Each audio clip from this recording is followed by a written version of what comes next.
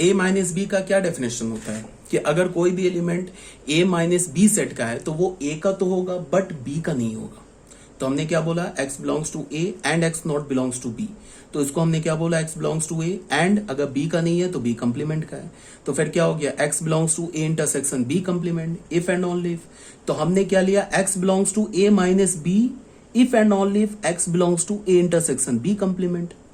तो हमें क्या पता चल गया, a minus B is the subset, ये सॉरी सबसेट नहीं, a minus B is equal to A intersection b complement. ठीक है, ये था हमारा मेथड नंबर 1।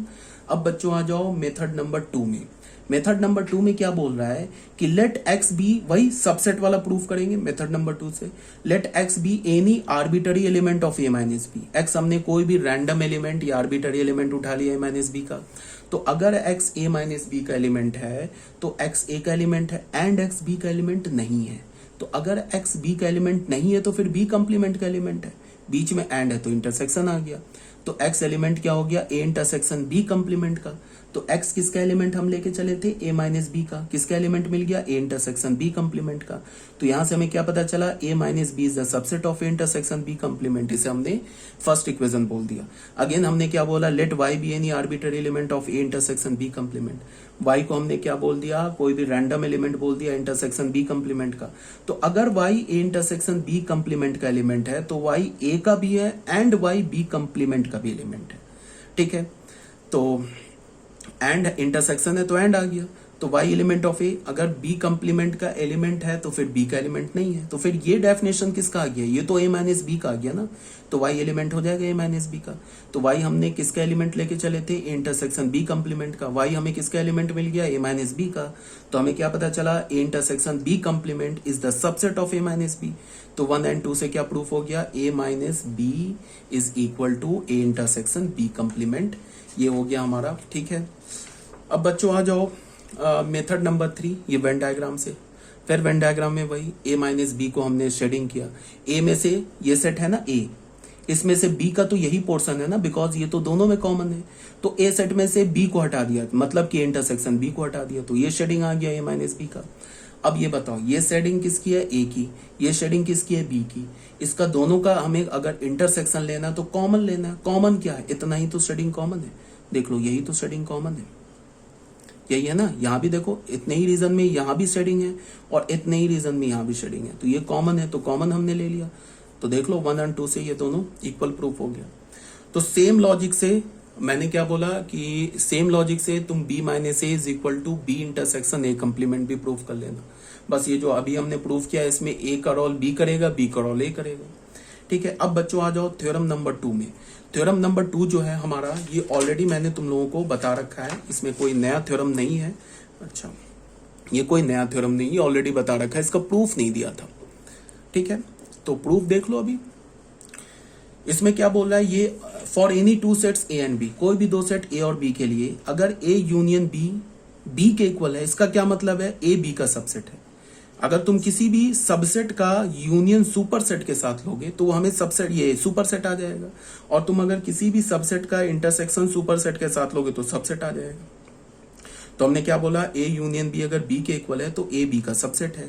ए इंटरसेक्शन बी अगर ए के इक्वल है तो अगेन ए बी का सबसेट है। ठीक है, तो ये तो ऑलरेडी बता रखा मैंने, बट इसका एक बार प्रूफ देख लो क्या है।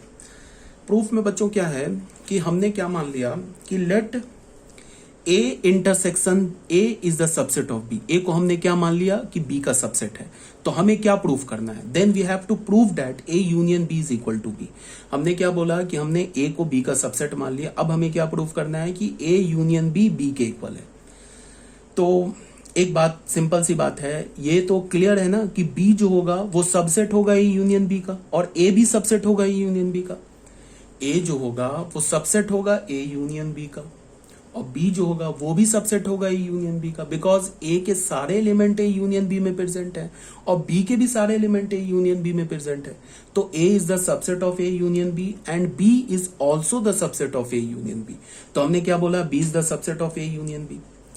स्टार्टिंग में हमने क्या किया, ए को बी का सबसेट मान लिया और हमें ये प्रूफ करना है A union B is equal to B. B is the subset of A union B, ये तो बिल्कुल क्लियर है। अब बी को हमने ए यूनियन बी का सबसेट दिखा दिया। अब अगर मैं ए यूनियन बी को बी का सबसेट दिखा दूं तो फिर ए यूनियन बी और बी प्रूफ हो जाएगा इक्वल। तो हमने क्या किया, x को एलिमेंट ले लिया belong to A union B. तो अगर x ए यूनियन बी का एलिमेंट है तो यहां से हमें क्या पता चला कि x ए का भी एलिमेंट है और x बी का भी एलिमेंट है। तो हम इसको क्या लिख सकते हैं कि अगर x ए का एलिमेंट है तो x बी का भी एलिमेंट है। क्यों? बिकॉज ए बी का सबसेट है। तो ए बी का सबसेट है तो ए के जितने भी एलिमेंट्स है वो बी में भी प्रेजेंट है। ठीक है, तो x element of B, x element of A implies x element of b। क्यों? Because a is the subset of b। तो यहां पे हमने क्या लिखा, x एलिमेंट ऑफ b और x एलिमेंट ऑफ b। तो दो बार और लिखा है, इस और को हटा दिया तो हमें क्या मिल गया, x एलिमेंट ऑफ b। तो यहां से हमें क्या मिल गया, हम x किसका एलिमेंट लेके चले थे, a यूनियन b का, और x हमें किसका एलिमेंट मिल गया, b का। तो क्या हो गया, a यूनियन b b का सबसेट हो गया, और b तो a यूनियन b का ऑलरेडी सबसेट है। तो बिल्कुल ऑब्वियस सी बात है। तो फ्रॉम 1 and 2 प्रूफ हो गया, फ्रॉम 1 and 2 a यूनियन b is equal to b। ये कब प्रूफ हुआ, जब हमने स्टार्टिंग में अज्यूम किया है ना a is the subset of b, तब जाके ये प्रूफ हुआ है। देखो ये हमने अज्यूम किया है, तब जाके हम प्रूफ कर पाए हैं कि अगर x a यूनियन b का एलिमेंट है तो x b का भी एलिमेंट है। इसको हमने यूज किया है ना, ठीक है, तो ये प्रूफ हो गया। एक दूसरा मेथड भी है प्रूफ करने का। कन्वर्सली हम कैसे प्रूफ कर सकते हैं, हमने मान लिया कि अब यहां हमने क्या प्रूफ एज्यूम किया कि ए बी का सबसेट है, और क्या प्रूफ कर दिया कि ए यूनियन बी बी के इक्वल है। अब क्या करेंगे कि हम मान लेंगे कि ए यूनियन बी के इक्वल है, और क्या प्रूफ कर देंगे, ए बी का सबसेट है। तो ये भी प्रूफ हो जाएगा। तो हमने क्या बोला कि let A union B is equal to B. A union B को हमने किसके इक्वल कर दिया, प्रूफ बी के। Then we have to prove that A is the subset of B. तो हमने एक्स एलिमेंट उठा लिया ए का। तो अगर एक्स ए का एलिमेंट है, इसको हमने क्या किया है, अज्यूम किया है, ए यूनियन बी को बी के इक्वल अज्यूम किया है, और प्रूफ क्या करना है, ए बी का सबसेट है। यहां क्या किया है, हमने ए बी का सबसेट है ये अज्यूम कर लिया है, और प्रूफ क्या करना है, ए यूनियन बी बी के इक्वल है। तो इसको हमने देखो क्या किया, ए यूनियन बी को बी के इक्वल हमने अज्यूम कर लिया, और हमें प्रूफ क्या करना है, is the subset of B. तो हमने बोल दिया X element of A, X को हमने क्या बोला, ए का एलिमेंट है। तो अगर एक्स ए का एलिमेंट है तो एक्स ए यूनियन बी का भी एलिमेंट है। क्यों? बिकॉज जो एलिमेंट ए में होगा, अगर एक्स ए में होगा तो वो ए यूनियन बी में भी होगा। तो X element of A implies X element of A union B. तो अगर एक्स ए यूनियन बी का एलिमेंट है तो एक्स बी का एलिमेंट है। क्यों? बिकॉज हमने अज्यूम किया ना A union B is equal to B. तो अगर एक्स ए यूनियन बी का एलिमेंट है तो एक्स क्या है हमारा, बी का भी एलिमेंट है। तो यहां से हमें क्या पता चल गया, A is the subset of B. ठीक है, 10 ए यूनियन बी अगर बी के इक्वल है तो ये क्या इंप्लाई कर रहा है, ए बी का सबसेट है। तो ये भी हेंस प्रूफ हो गया। यहां पे हमने क्या किया था, ए को बी का सबसेट मान लिया था, एज्यूम कर लिया था, फिर हमने प्रूफ कर दिया A union B is equal to B. Second में हमने क्या किया है, ए यूनियन बी को बी के इक्वल माना, फिर प्रूफ कर दिया is the subset of B. तो भी प्रूफ हो गया। ठीक है, यहां तक कोई डाउट नहीं होनी चाहिए। अब बच्चों आ जाओ सेकंड पार्ट में। सेकंड पार्ट में क्या बोल रहा है कि if A is the subset of B. अब सेकंड पार्ट क्या हमारा, सेकंड पार्ट है भाई ये तो A intersection B is equal to A, if and only if A is the subset of B. Same logic लगेगा।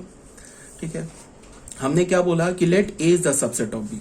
हमने सबसे पहले क्या मान लिया कि ए बी का सबसेट है। तो हमें क्या प्रूफ करना है कि ए इंटरसेक्शन बी ए के इक्वल है। ठीक है, तो सबसे पहली बात है क्या, ये तो ऑब्वियस ही बात है, ए इंटरसेक्शन बी ए का सबसेट होगा। क्यों होगा, बिकॉज ए इंटरसेक्शन बी में ए के भी एलिमेंट होंगे, बी के भी एलिमेंट होंगे। तो ए के और बी के कॉमन एलिमेंट होंगे ना, तो जो कॉमन एलिमेंट होंगे वो तो ए में भी प्रेजेंट होगा। तो A intersection B is the subset of A, इसको हमने फर्स्ट इक्वेशन मान लिया। ठीक है, फिर हमने बोला कि x अगर a का एलिमेंट है तो इसको हम लिख सकते हैं ना x element of a and x element of b, इससे तो कोई प्रॉब्लम नहीं है। तो x एलिमेंट है a का, तो x एलिमेंट इस a की जगह b डाल दिया। क्यों? क्योंकि हमने स्टार्टिंग में अज्यूम किया कि a b का सबसेट है। तो अगर a b का सबसेट है तो अगर a में कोई एलिमेंट प्रेजेंट है तो वो b में भी प्रेजेंट है। तो हमने यहाँ पे x एलिमेंट ऑफ a की जगह क्या रिप्लेस कर दिया, x एलिमेंट ऑफ b। तो x element of a and x element of b implies x element of a intersection b। तो यहां से क्या हो गया, x a का एलिमेंट लेके चले थे और किसका x मिल गया एलिमेंट, a इंटरसेक्शन b का। तो हमें क्या पता चला, a is the subset of a intersection b। ठीक है, 1 में क्या मिला है, a intersection b is the subset of a। Second में क्या मिला है, a is the subset of a intersection b। तो from 1 and 2 a intersection b is equal to a, ये प्रूफ हो गया। यहां हमने क्या किया है कि हमने a इंटरसेक्ट a b का सबसेट है ये अज्यूम किया है, और a इंटरसेक्शन b को a के इक्वल प्रूफ किया है। ठीक है, अब सेकंड में फिर क्या करेंगे कि ए इंटरसेक्शन बी को ए के इक्वल एज्यूम कर लेंगे और फिर ए को बी का सबसेट दिखा देंगे। तो हमने क्या किया, let A intersection B is equal to A, ये एज्यूम कर लिया और we have to prove that A is the subset of B. और हमें क्या प्रूव करना है, ए बी का सबसेट है। तो ठीक है, यहां पे अब मैं क्या लिख रहा हूं कि x अगर a का एलिमेंट है तो x a इंटरसेक्शन b का भी एलिमेंट होगा। बिल्कुल ऑब्वियस सी बात है, बिकॉज जो एलिमेंट a में प्रेजेंट है, अगर मैं बोल रहा हूं कि x एलिमेंट है a का, तो यहां पे कुछ ठीक है, अगर x एलिमेंट है a का तो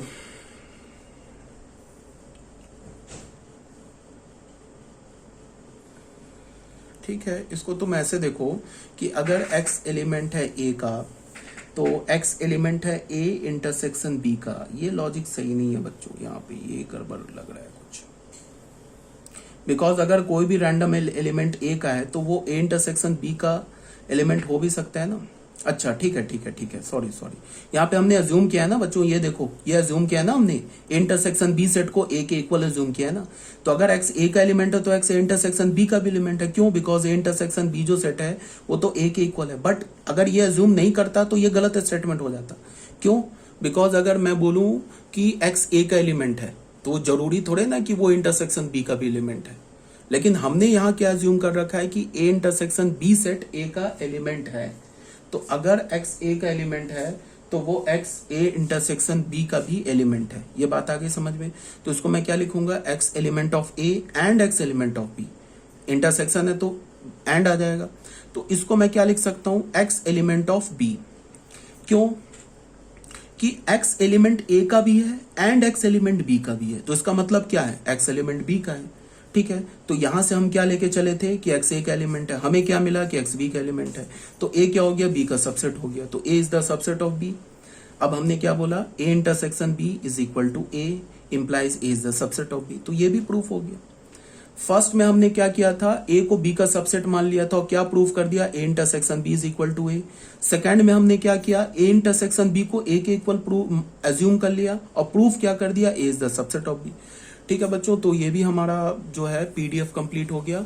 अब तुम्हें बात क्या ध्यान में रखना है, जो मैं बता रहा हूं कि सबसे पहले तुम्हें इस बात को ध्यान में रखना है कि ये जो मैं प्रूफ कर रहा हूं ये प्रूफ इंपॉर्टेंट नहीं है एग्जाम के लिए। कभी भी तुम्हें कोई भी थ्योरम प्रूफ करने के लिए नहीं आएगा, आ भी सकता है, मतलब किसी स्पेशल केस में आ भी सकता है, उसकी गारंटी नहीं है, बट इन जनरल नहीं आता है।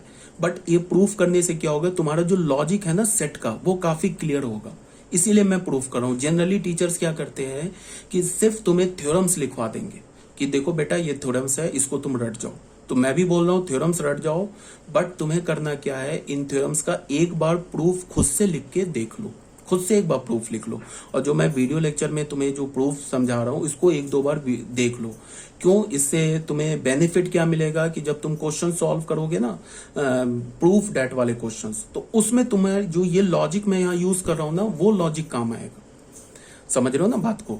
बहुत सारे अभी क्वेश्चंस आएंगे जब मिसलेनियस का तुम एक्सरसाइज करोगे ना एनसीईआरटी से, तो बहुत सारे क्वेश्चन आएंगे प्रूफ डेट वाले कि proof that this set is equal to this. तो ये लॉजिक काम आएगा। जैसे बोलेगा कि proof that A set is equal to B, तो हम क्या लॉजिक यूज कर लेंगे, ए को बी का सबसेट प्रूफ कर देंगे, बी को ए का सबसेट प्रूफ कर देंगे और फाइनली लिख देंगे ए इज इक्वल टू बी।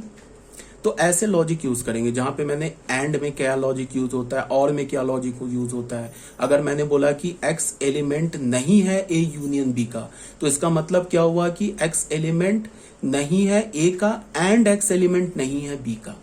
और अगर मैंने बोला कि x एलिमेंट नहीं है a इंटरसेक्शन b का, तो इसका क्या मतलब हुआ, x नहीं एलिमेंट है a का और x नहीं एलिमेंट ऑफ b का। तो ये जो सिंपल छोटे छोटे कंसेप्ट जो आ रहे हैं ना, ये तुम्हें कहाँ यूज में आएगा, जब तुम क्वेश्चन सॉल्व करोगे प्रूफ डेट वाले क्वेश्चन।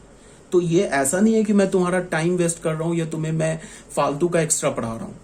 समझ रहे हो बात को? एक्स्ट्रा नहीं पढ़ा रहा हूं, ये प्रूफ यूज कर रहा हूं जिससे तुम्हारे सेट के जो कंसेप्ट है ना, ये जो सेट के लॉजिक्स है ना, वो ज्यादा क्लियर होंगे। तो इसको हम कहाँ यूज कर लेंगे, प्रूफ डेट वाले क्वेश्चन में। तो अभी हमारा जो अलजेब्रा ऑफ सेट्स है ये कंप्लीट नहीं हुआ है। अभी समझो 2 पीडीएफ और मुझे सेंड करना है। एक पीडीएफ में सेंड करूंगा अलजेब्रा ऑफ सेट्स में कुछ और थ्योरम्स है जिसको हमें प्रूव करना है, और एक दूसरा मैं तुम्हें पीडीएफ सेंड करूंगा जिसमें number of elements in a set होगा। तो ये जब दोनों PDF कंप्लीट हो जाएगा तो हमारा ये सेट चैप्टर कंप्लीट हो जाएगा। ठीक है फिर, ओके।